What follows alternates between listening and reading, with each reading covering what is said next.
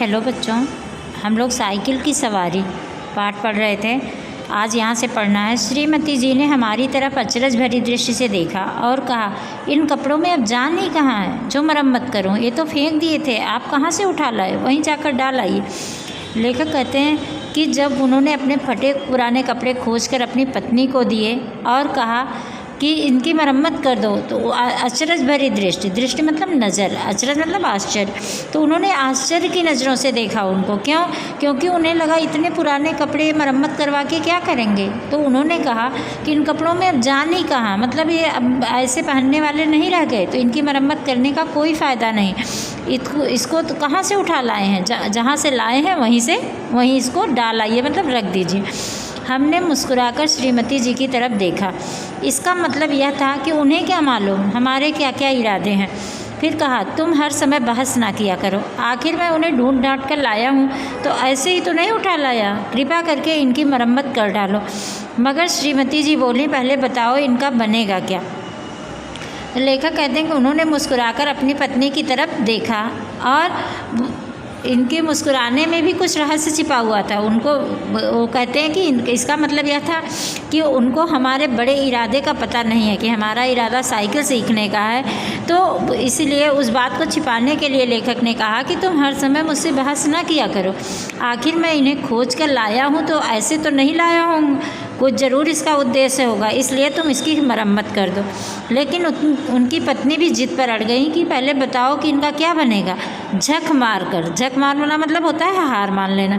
तो खींच कर हार मानकर उनको बताना पड़ा कि रोज़ रोज़ का तांगे का खर्च मारे डालता है। तांगे का खर्च मतलब तांगे का किराया। जैसे रिक्शे से जाते हैं, वैसे तांगा एक सवारी होती है जिसमें कि घोड़े लगे होते हैं, घोड़े के सहारे चलती है, उसे तांगा कहते हैं। तो उस तांगे के किराए का खर्च जो है मारे डालता है, मतलब बहुत महंगा पड़ता है। तो इसलिए साइकिल चलाना सीखेंगे और पैसे बचाएंगे। नहीं तो साइकिल ना चला पाने के कारण हमें तांगे से जाना पड़ता है और उसका किराया देना पड़ता है। तो जब हम साइकिल सीख लेंगे तो तांगे का किराया बचा लेंगे। श्रीमती जी ने बच्चे को सुलाते हुए हमारी तरफ देखा और मुस्कुराकर बोली, मुझे तो आशा नहीं कि आपसे यह बेल मड़े चढ़ सके। खैर कोशिश कर देखिए, मगर इन कपड़ों का क्या करेंगे। तो लेखक की पत्नी ने बच्चे को सुलाते हुए लेखक की तरफ देखा और मुस्कुराहट युक्त चेहरे से बोली कि मुझे उम्मीद नहीं है कि आपसे यह बेल मड़े चढ़ सके। मतलब बेल मतलब होती है लता।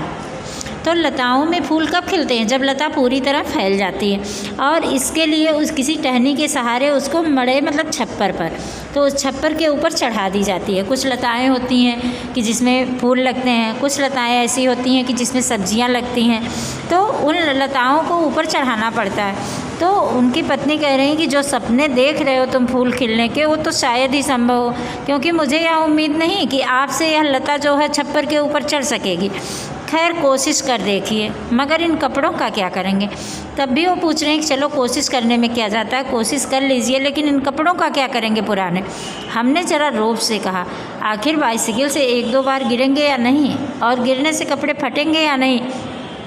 तो हमने ज़रा रौब से मतलब अधिकार जमाते हुए कहा कि अगर साइकिल चलाना सीखेंगे तो ऐसा तो है नहीं कि गिरेंगे नहीं, गिरेंगे ज़रूर, और गिरेंगे तो कपड़े भी फट जाएंगे।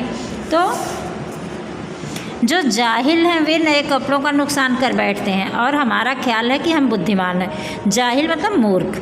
तो लेखक कहते हैं कि उन्होंने अपनी पत्नी को समझाया कि जो मूर्ख लोग होते हैं वो नए कपड़े पहनकर साइकिल चलाना सीखते हैं और गिरते हैं, उनके नए कपड़े फट जाते हैं। लेकिन हमारे हिसाब से हम इतने बुद्धिमान हैं कि हम ऐसी गलती नहीं कर सकते।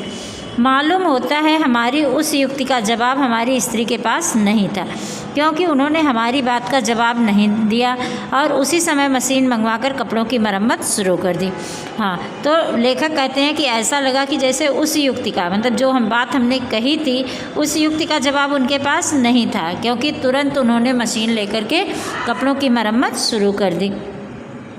इधर हमने बाज़ार जाकर जंबक के 2 डिब्बे खरीद लिए कि चोट लगने पर उसी समय इलाज किया जा सके। इसके बाद बाहर जाकर एक खुला मैदान तलाश किया ताकि दूसरे दिन से साइकिल की सवारी का सबक शुरू किया जा सके।